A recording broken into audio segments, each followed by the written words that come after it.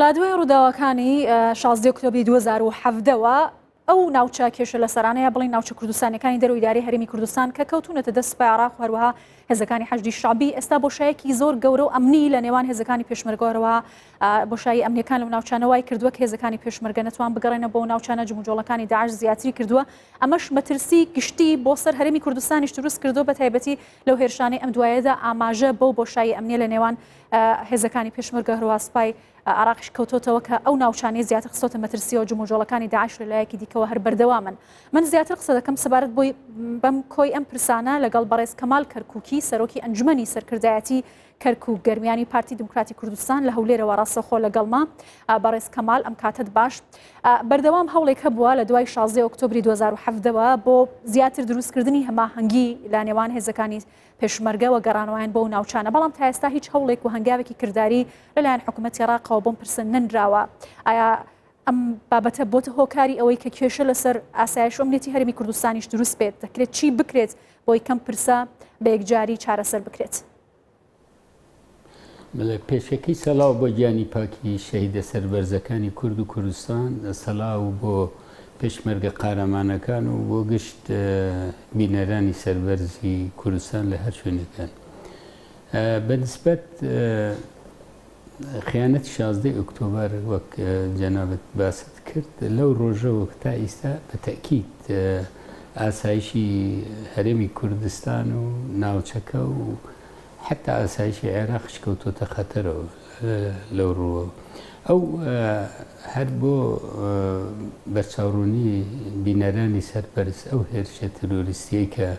کرایە سەر هەولێر پێشەن ڕۆژێ ئەمە ئیدانەیەکەین زۆر بەتوندی ئیدانەیەکەین. ئەوە ئاوێتبوونی هەریمایەتیە هەوڵێکە بۆ ئەوەی هەرێم بەرەو سەربازگە هەریمایەتەکە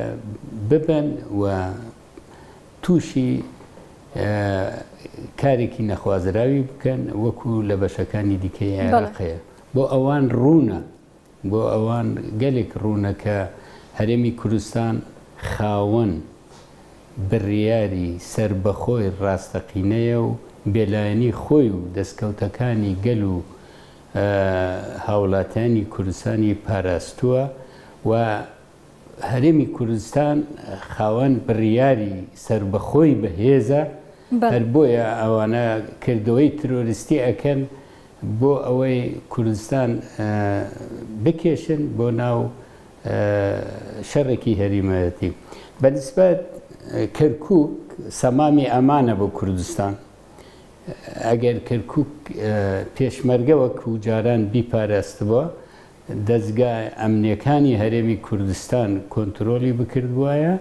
کە خەترترین هێرش هاتە سەر ئەو منتەقەیە کە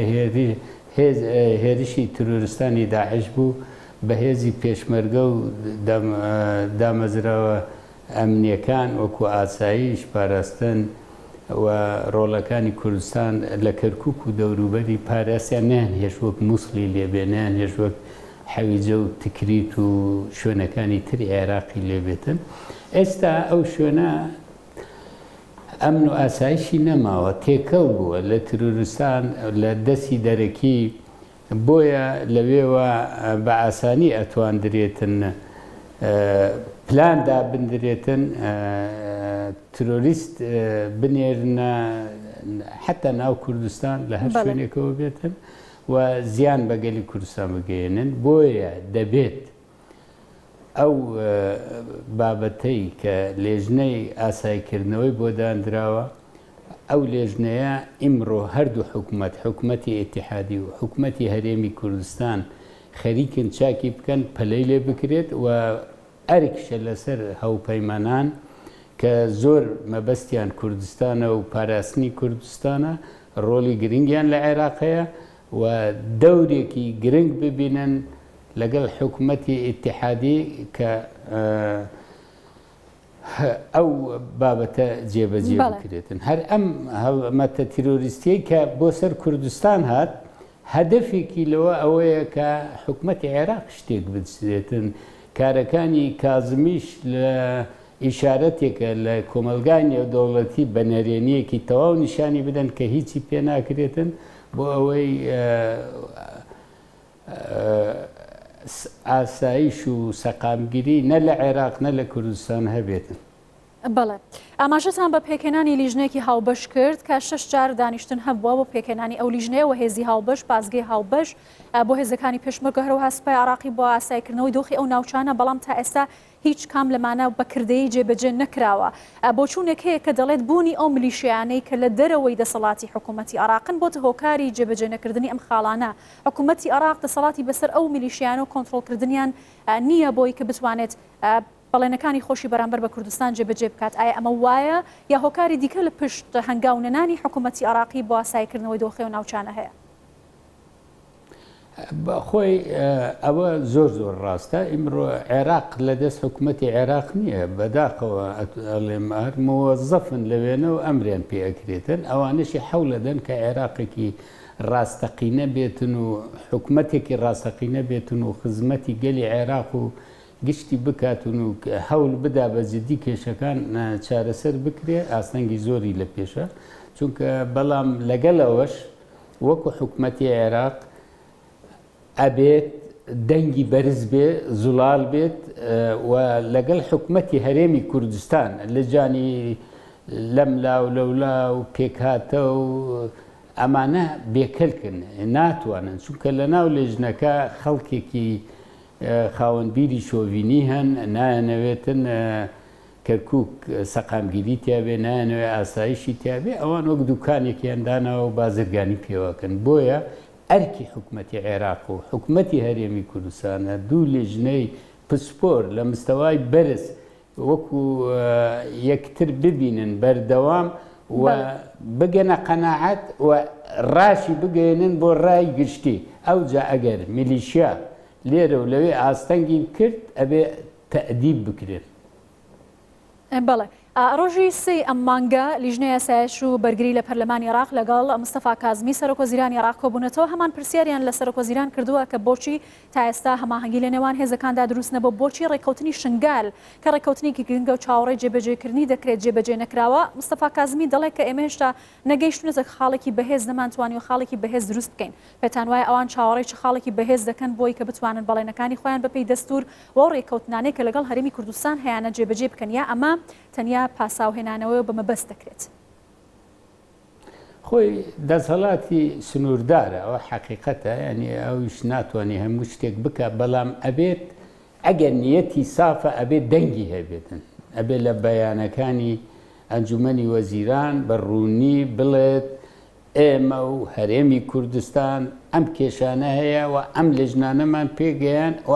ئەمەش بۆ چوونمانەوە لەسەر ئەمەش ڕێککەوتونە ئەوەش ناکاتن لەبەرەوە ئیسان ئەبێ زیاتر بیری لێ بکاتەوە و زیاتریش هەولی لەگەڵ بدەین بۆ ئەوەی بێتە سەر ڕێگەی ڕاست و جورئەت وەربگرێ من ئازانم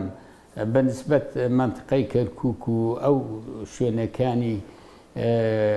شوێنە کوردستانەکانی دەرەوەی ئیدارەی هەرێمی کوردستان کە کەرکووک دڵی ئەوانەیە کێشەی لەسرە و مەلیشیای جۆرا و جۆری لێ ئەو مەلیشیانە معلومن لەکوێوە پشتیوانیاکردن کازمی شەزانێ ئەمریکا شەزانێتن بەڵام ئەبێ ئەوان زیاتر ڕوون و حاسمتر بێن و ئیتحادی ئۆروپی شەزانێتن و ئەو هێزانەی هاوپەیمانشن ئەزانن ئەم کێشانە لەکوێوە دێ و سەرچاوەکەی کوێیە و نابێ چاو خۆیان بشارنە وەکو نەعامە سەریان بشارنەوە و پشتیان لە دەرەوە بێتن بۆیە کازمی شەزانێ ئێمە شەزانین ئەمریکا و ئیتحادی ئۆروپی و حلەفا شەزانن چونکە ئەو هێرشانەی ئەکرێت بە گرووبێکی بچووکی ترۆریستی ناکرێ ئەمە هێزێکی گەورەی لە پشتەوە هێزەکەش معلومە پێویستە حەسم بکرێت. بەڵێ بەڕێز کەمال کەرکووکی سەرۆکی ئەنجومەنی سەرکردایەتی کەرکووک گەرمیانی پارتی دموکراتی کوردستان سپاس لە هەولێرەوە ڕاستەخۆ لەگەڵمان. سپاس بۆ جەنەت.